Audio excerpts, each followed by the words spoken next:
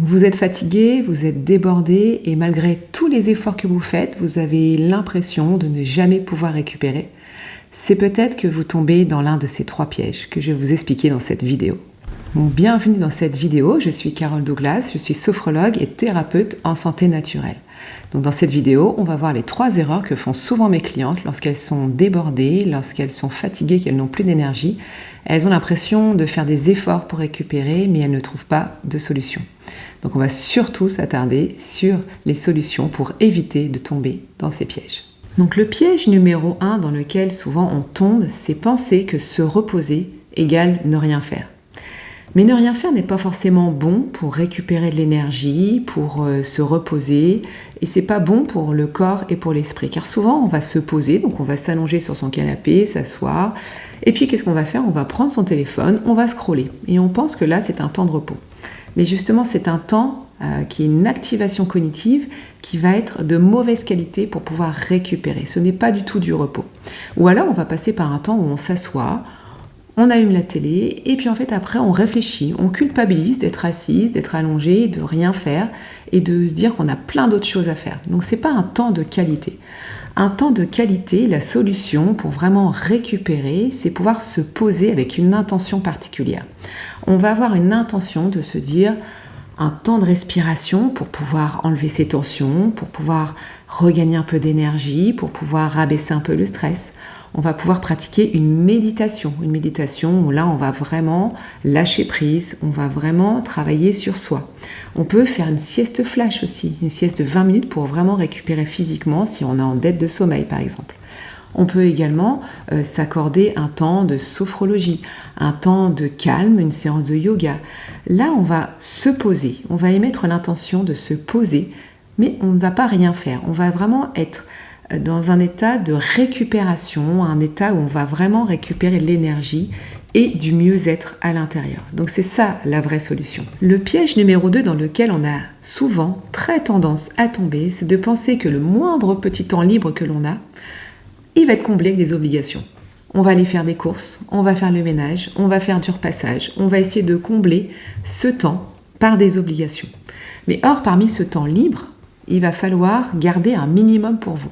Un minimum pour un rendez-vous avec vous-même. Vous pouvez lire un livre, vous pouvez pratiquer une petite séance de sport, vous pouvez marcher quelques instants, vous pouvez prendre le temps pour vous à un moment donné. Parce que les obligations, elles seront toujours là et elles sont toujours récurrentes. Donc c'est important de pouvoir vous accorder dans ce temps libre un minimum pour vous. Alors on pense évidemment à optimiser sa journée, à se dire que si ça c'est fait, je vais être tranquille, etc. Mais à la fin de la journée, en fait on est complètement submergé, on est débordé parce qu'on a passé notre temps à travailler, à combler notre temps avec des obligations, et puis la journée a été surchargée et on n'a pas eu un moment pour soi. Donc c'est important de pouvoir s'accorder ce temps et de pouvoir s'accorder un minimum pour soi, comme un rendez-vous qui est non négociable. Essayez de pratiquer, c'est vraiment la solution pour ne pas tomber dans ce piège des obligations. Le piège numéro 3, qui est le piège peut-être le plus important, c'est d'attendre d'être complètement épuisé pour réagir. Essayez de repérer les signaux faibles. Les signaux faibles, c'est de sentir de l'irritabilité, des troubles du sommeil, du stress, de l'anxiété, de l'agitation, du surmenage, plein de petits symptômes qui vous appartiennent et qui sont des signaux faibles pour repérer que vous êtes déjà très fatigué. Avant d'attendre d'être très fatigué, il est important d'agir. Beaucoup de personnes pensent qu'elles peuvent tenir encore un peu. Oui, c'est encore possible. De toute façon, j'ai pas le choix, il faut que j'avance, il faut que j'y aille. Certes, mais attendez pas d'être complètement épuisé avant de pouvoir réagir. Parce que c'est beaucoup plus difficile de pouvoir récupérer quand l'épuisement est là, quand l'épuisement vous fait prendre des décisions qui sont même pas vos propres décisions, qui sont des choix qui sont même pas conscients. Donc n'attendez pas d'être vraiment dans cet état d'épuisement total où c'est difficile de récupérer, essayez de repérer les signaux faibles et de vous instaurer des moments, comme on l'a dit tout à l'heure, des moments de récupération. Si vous êtes en dette de sommeil, de pouvoir dormir un peu plus, faire des siestes flash, essayez de trouver des moments de récupération avant que cela soit trop tard. Vous l'aurez compris que ces 3 pièges, le fait de croire que se reposer c'est ne rien faire, le fait de combler son temps libre avec des obligations et le fait d'attendre d'être complètement épuisé avant de réagir, C'est les 3 pièges dans lesquels tombent souvent les femmes débordées et qu'il est important de trouver les solutions que je vous ai évoquées dans cette vidéo. C'est important de pouvoir éviter de tomber dans ce piège de l'épuisement pour pouvoir réagir.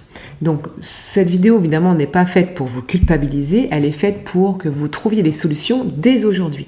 Mettez en place des solutions dès aujourd'hui, 5 minutes de respiration, 5 minutes de détente, mettez en place un moment pour vous pour essayer de comprendre un petit peu comment ça fonctionne, ce qui vous fait du bien, est-ce que vous avez besoin et comment vous pouvez vous organiser. C'est important de pouvoir comprendre qu'il existe des solutions et que vous n'êtes pas seul et qu'on est toutes passer par là et qu'il y a forcément des moments qui sont plus difficiles que d'autres.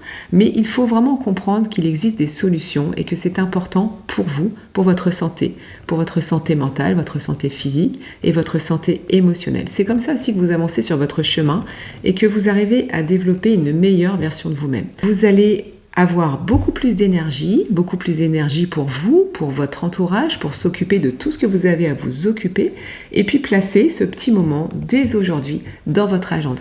J'espère que cette vidéo vous aura inspiré. N'hésitez pas à commenter, peut-être à me dire ce que vous souhaitez mettre en place, ce que vous avez déjà mis en place. Et puis, je serai ravie de pouvoir voir vos retours. N'hésitez pas à me suivre sur les réseaux sociaux et de pouvoir également suivre les prochains contenus, vous abonner à la chaîne.